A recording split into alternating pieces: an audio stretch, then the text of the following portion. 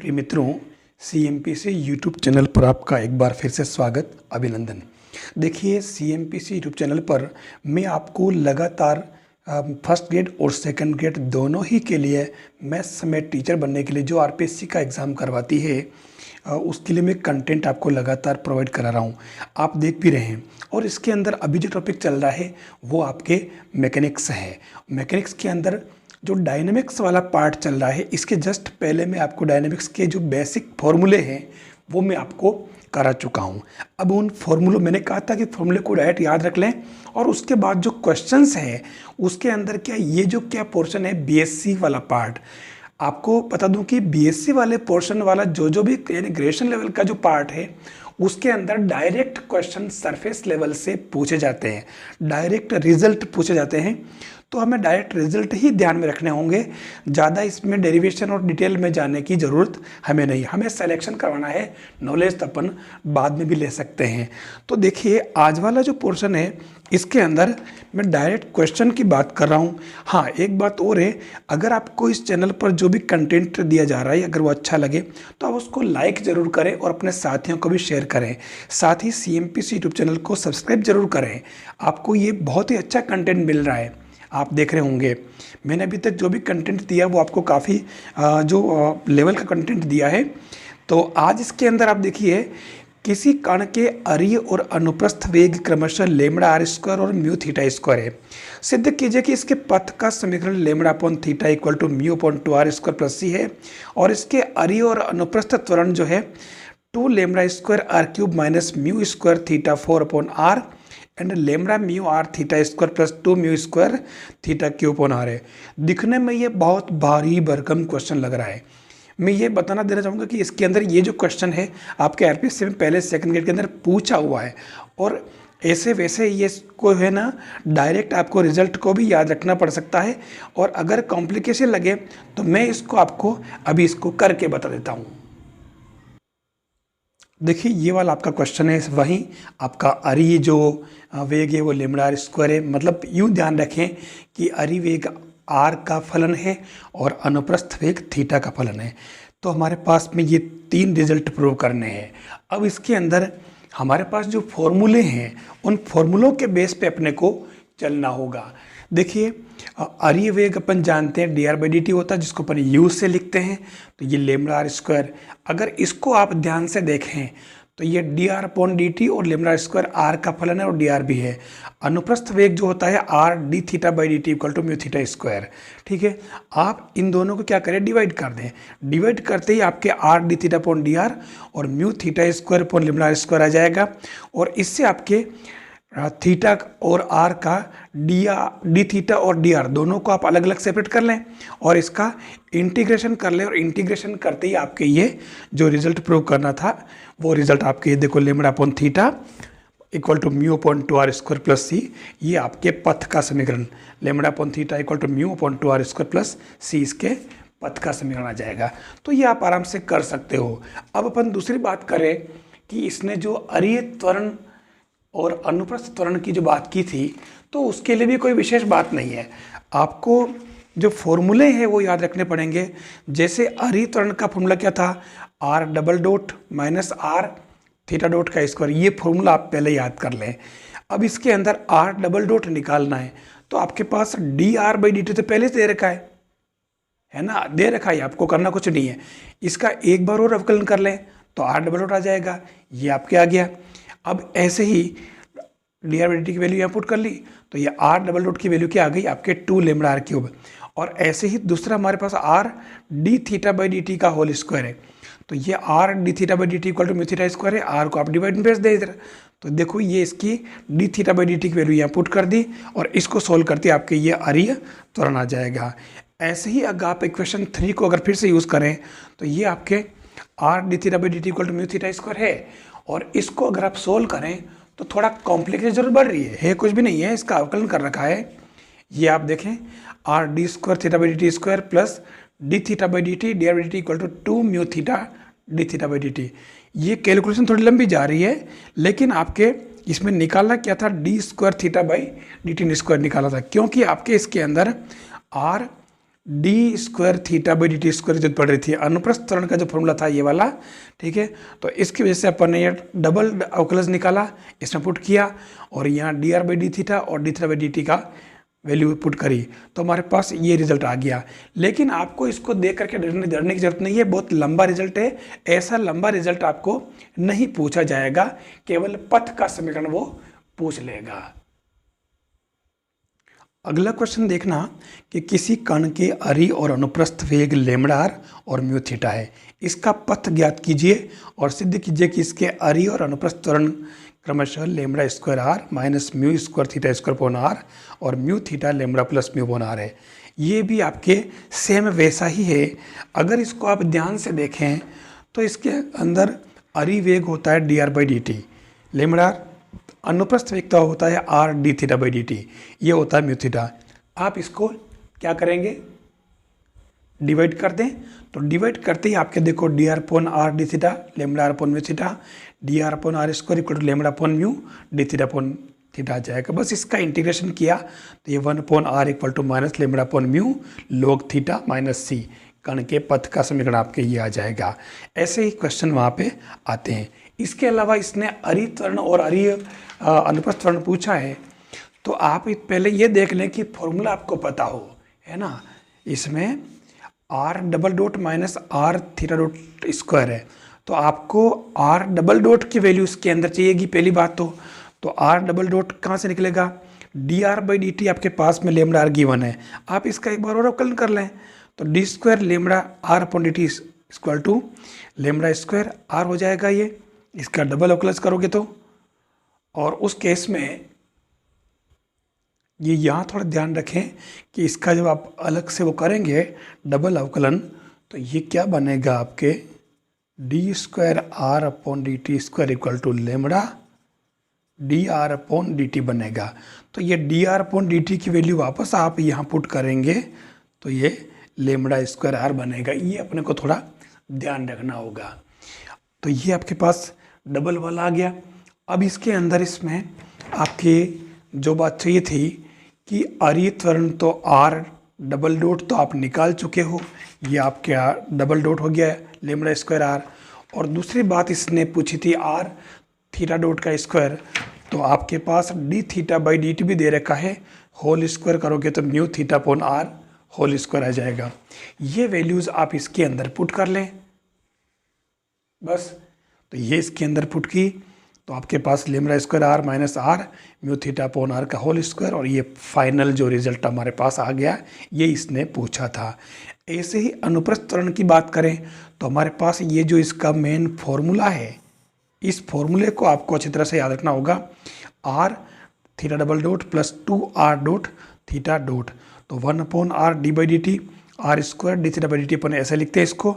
अब आपके पास में D theta by D T की वैल्यू आपके पास में है, पहले आप निकाल चुके हैं, और इस वजह से ये आर म्यू थीटा बनेगा, और इससे ये यू इंटू वी से करें तो are D theta upon D T plus theta D R by D T, आप इसकी भी और इसकी भी दोनों की वैल्यू आप पुट कर लें तो ये म्यू अपॉन आर बाहर, तो ये mu theta plus theta lambda r, तो ये आपके बाहर आ जाएगा म्यू तो, और mu upon r plus lambda रह जाएगा।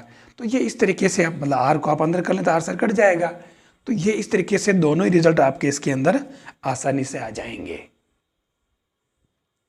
देखिए अगला क्वेश्चन कह रहा है, यदि किसी समतल वक्र में गतिमान बिंदु का मूल बिंदु के सापेक्ष कोणीय वेग अचर हो तो सिद्ध कीजिए कि उसका अनुप्रस्थ त्वरण अरि वेग के समानुपाती होता है।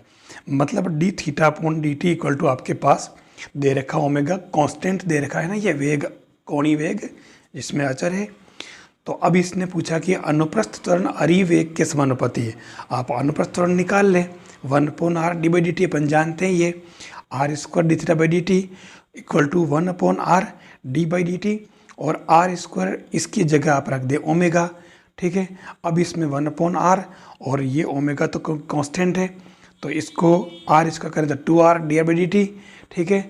तो ये आपके आर से R cancel, 2 omega D R by D T, और D R by D T आपके क्या है अरि वेग, और इस वजह से ये अपन कह सकते हैं कि ये आपके अनुप्रस्थ त्वरण जो है वो अरि वेग के समानुपाती आ रहा आराम से।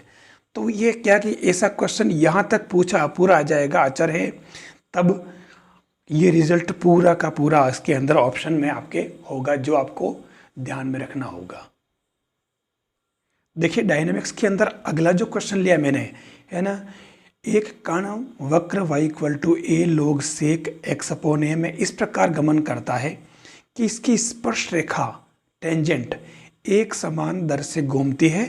सिद्ध कीजिए कि कण का परिणामी त्वरण इसकी वक्रता त्रिज्या के वर्ग के समानुपाती होती है। अब ऐसे रिजल्ट वहाँ पर डायरेक्ट पूछे जाते हैं, तो इसमें मैंने पूरा क्वेश्चन ऐसे इसलिए लिख दिया है ताकि आपको रिजल्ट भी ध्यान में रहे। हमारे पास कर्व दे रखा है और अपने को पूछा इसने जो दे रखा है कि एक तो स्पर्श रेखा एक समान दर से घूमती है, इसका मतलब आपके पास D psi upon D T जो है वो क्या है, कांस्टेंट। एक कर्व दे रखा है, आप इससे d Y by D x निकाल लें तो आपके पास a sec x upon a tan x upon a sec x upon a, ये तो कैंसिल, और ये आपके क्या बना, जो बच रहा है वो ए से ए भी कैंसिल हो जाएगा, ठीक है। और क्या बचा आपके पास, ये बच रहा आपके d Y by D x, और वो हो जाएगा टेन एक्स अपॉन ए। अब आपको पता है कि D Y by D X जो होता है वो टेन साई होता है, तो tan psi equal to tan x upon ए और X equal to A psi बन जाएगा। ये 10 से 10 कैंसिल, तो इससे D X upon D T के आगे आपके A D psi upon D T, इसका अगर आपस करें, ठीक है। तो अब इससे इसको अगर आप आगे बढ़ाएं तो D X upon D T equal to ए के, और इसका अगर डबल अवकलन करें D square x upon D T square तो 0 हो जाएगा। अब ये जो है आपको x equal to A psi में रखें तो y equal to A log sec y बन जाएगा, सेक साई हो जाएगा। फिर हम d Y by D t निकाल रहे हैं, वो हो जाएगा a tan y d psi by D T और ए टेन साई, और इसकी जगह आप के पुट कर दें, पीछे पर निकाल रखा, तो ये ए के टेन साई बन जाएगा। इसके अंदर हम जा कहाँ रहे, हमें वक्रता तीजा रो निकालनी है, ध्यान रखना। और रो का फॉर्मूला थोड़ा बड़ा है, आपको पता होगा, ये वाला rho equal to 1 plus d Y by D x whole square power 3/2 upon d square y by D x square. और इसलिए अपन d Y by D x और d two y by D x two निकाल रहे हैं। इससे आपके d two y by D t two आएगा, वो a k sec square psi d square psi by D T square आ जाएगा। और इससे आपके ये, क्योंकि D square psi by D T square हमारे पास ऑलरेडी है, और इस वजह से ए k square sec square Sai और a k square sec square x upon a बन जाएगा। अब इसके अंदर आप वैल्यू पुट कर लें तो आपके जो रो आएगा वो सीधी सी कैलकुलेशन है, आपके कोई बहुत बड़ा काम नहीं है। ये आपकी rho equal to 1 plus 10 square x upon a power 3/2 1 upon a sec square x upon a. इससे आपके जो परिणामी त्वरण है ये तो आ रहा था, वो आ रहा है root x double dot square plus y double dot square equal to A k square sec square x upon ए, और जो आया अपने ये के a k square upon a rho proportional to p square. देखिए इसके अंदर एक और अच्छा क्वेश्चन है जो आपको डायरेक्ट याद रखना है। एक छोटा मूंगा cardioid r equal to a into 1 plus cos theta के रूप वाले किसी तार पर अचर चाल v से फिसलता है, तो सिद्ध कीजिए कि इसका अरीय त्वरण सदैव अचर रहता है और कोणीय वेग v अपॉन 2a सेक θ/2 है। आपको इसको ध्यान में रखना होगा कि अरीय मतलब ये क्या है, cardioid r equal to a 1 plus cos theta, और ये कह रहा है कि किसी तार पर अचर चाल v से फिसलता है, v इसमें कांस्टेंट है, तो ये कह रहा है कि अरीय त्वरण तो सदैव कांस्टेंट रहेगा, लेकिन कोणीय वेग इसका v अपॉन 2a सेक θ/2 होगा। ये रिजल्ट आपको इसके लिए ध्यान रखना होगा, इसका कोणीय वेग निकालने में, ठीक है। हम इसको निकाल भी सकते हैं, लेकिन इसको रिजल्ट को याद रखना है आपको। एक तो ये क्वेश्चन, एक क्वेश्चन आपके ये है कि एक सीधा और चिकना ट्यूब अपने एक स्थिर सिरे के सापेक्ष एक समान कोणीय वेग ओमेगा से किसी क्षैतिज तल में घूमता है। यदि शून्य समय पर इसके अंदर एक कण स्थिर सिरे से किसी क्षैतिज से ए दूरी पर हो और वह ट्यूब के सहारे वेग v से चल रहा हो, तो सिद्ध कीजिए कि t समय पर इसकी दूरी a cos hyperbolic omega t plus v upon omega sine hyperbolic omega t होगी। टी समय पर आपको ये दूरी जो है याद रखनी होगी। ये रिजल्ट आपको पूछा जाएगा। आप थोड़ा सा इस रिजल्ट को ठीक से देख लें। A cos hyperbolic omega t plus v upon omega sine hyperbolic omega t. ये आपको इस तरीके से 2 क्वेश्चन मैंने इसके अंदर डायरेक्ट याद रखने के लिए कहा है, जो कि इम्पोर्टेंट है, ताकि एग्ज़ाम में आए तो आप इनकी क्वेश्चन की पहचान करते ही आप इसको डायरेक्ट रिजल्ट को उसके अंदर टिक कर सको। एक मैं इस क्वेश्चन की बात कर रहा हूँ कि एक कण चक्रज s = 4a sin साई में एक समान वेग v से गमन करता है, तो किसी बिंदु पर इसका त्वरण जो होगा वो v²/4a cos साई होगा। हम इसको निकाल भी सकते हैं त्वरण को, लेकिन फिर भी इसमें भी आपको ये रिजल्ट याद रखना है। एक तो ये और वाला। फिर है एक ये क्वेश्चन जो आरपीएससी लेक्चर 2012 के अंदर पूछा है, यदि किसी गतिमान कण के स्पर्श रेखीय और अभिलंबिक त्वरण सदैव समान हो। देखो दोनों के लिए कह दिया है कि स्पर्श रेखीय और अभिलंबिक त्वरण दोनों ही समान है, तो उसका वेग जो होगा वो e पावर साई के समानुपाती होगा। ये रिजल्ट आपको डायरेक्ट याद रखना होगा कि ये किसके समानुपाती होगा, तो वह ई साई याद रखना है और इसके अंदर कुछ भी नहीं है।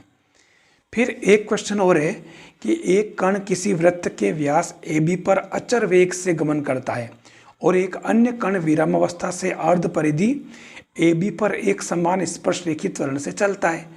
वे A से एक साथ रवाना होते हैं और B पर साथ साथ ही पहुंचते हैं। तो ये कह रहा है कि सिद्ध कीजिए कि B पर उनके वेग π/1 के अनुपात में होगा, मतलब π/1 का रेशो होगा।